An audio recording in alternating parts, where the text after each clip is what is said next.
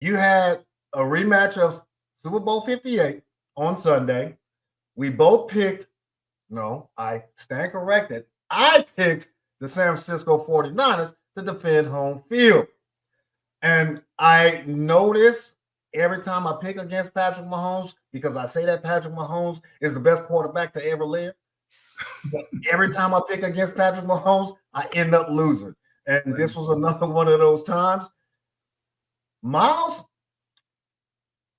Frederick, Lucas, and every other person who is claiming to be a Chiefs fan on this day, I'm going to have to kind of retract my statement about saying that the Baltimore Ravens are undoubtedly the best team in the National Football League.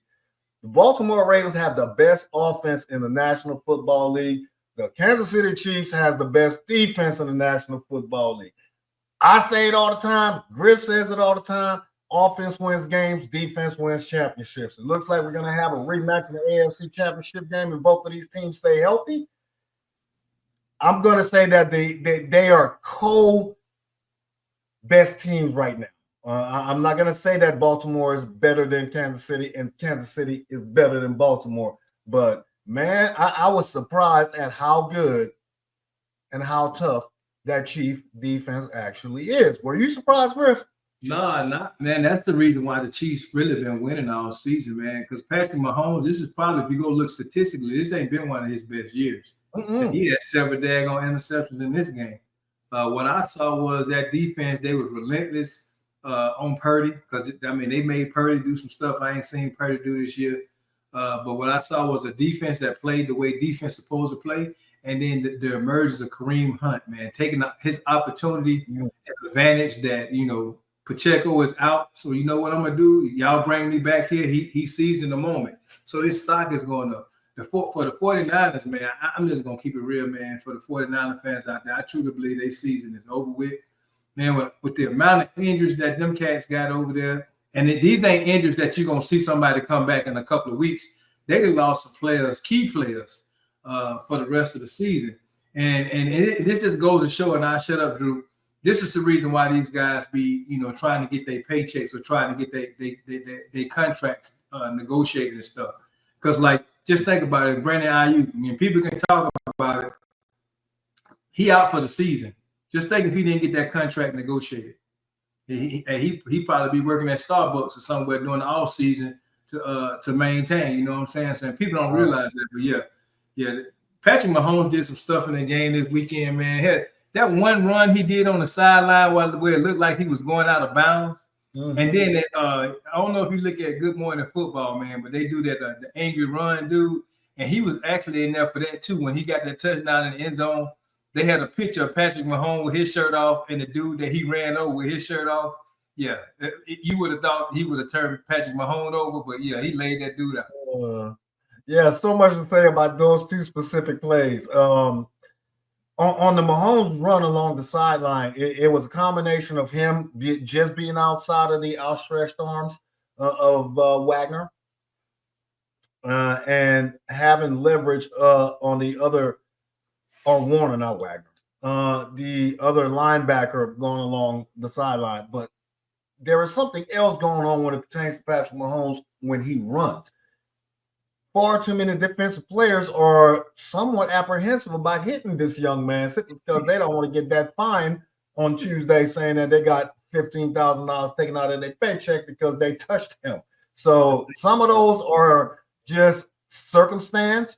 Some of those are happenstance. Some of those are refereeing stance to aid in the process of Patrick Mahomes getting those additional yards. Now, him running over the safety in the end zone, Patrick Mahomes was just as surprised as that safety. That was nothing but leverage. The dad Bob versus I stay in the gym. You got lucky with one. I would not try that again. On the opposite side of the ball, as pertains to the 49ers, you said their season is over, man. Yeah, that begs the question. I mean, obviously, they're not the 49ers of last year or the year before because of injury.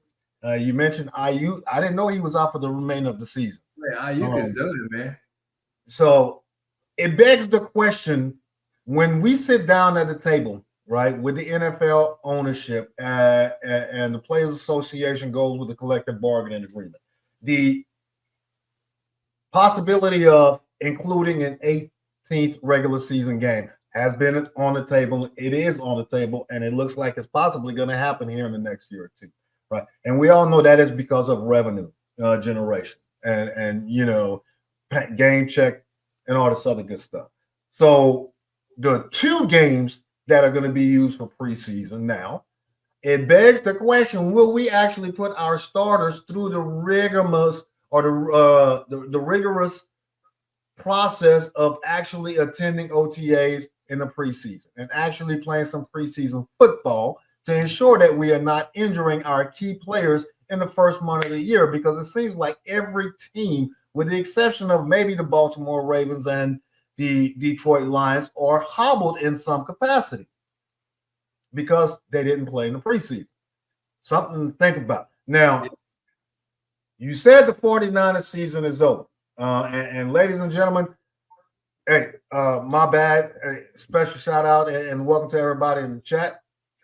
But during the pre-show, we talked about how long was it going to take for either one of us, Griff or I, to bring up our team, being that neither one of them played on Sunday. I'm going to be the first one to break it and say, well, I'm going to bring up the Cowboys because the Cowboys play the 49ers this week. Both of these teams are in a I need this victory bad mode. 49ers are 3-4. Cowboys coming in at 3-3. The 49ers season could be over this weekend, but so could your team's season be over this weekend. It ain't no could. I can go ahead and stop you on that one. My team's season was over with before it started, and I told you that in the beginning of the season.